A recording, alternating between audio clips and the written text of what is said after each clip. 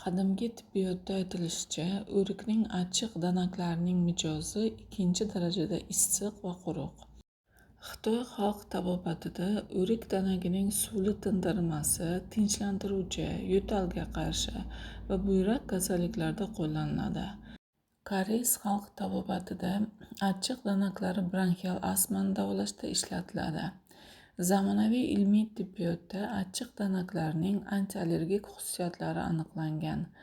Achchiq danaklari achchiq bodom suvi tayyorlashda ham ishlatiladi. O'rikning achchiq va shirin danaklari antioksidant, ya'ni yashartiruvchi, bakteriotsid xususiyatlarga ega. Danaklarning suvdagi tindirmasi yurak kasalliklarida foydali. Xom holida o'rik urug'lari gijja haydovchi ta'sir ko'rsatadi. Achchiq danaklardan ajratilgan amigdalin og'riq qoldiruvchi, yallig'lanishga qarshi ta'sirga ega. Achchiq danaklarni regular iste'mol qilish yurak-qon tomir kasalliklarining oldini oladi.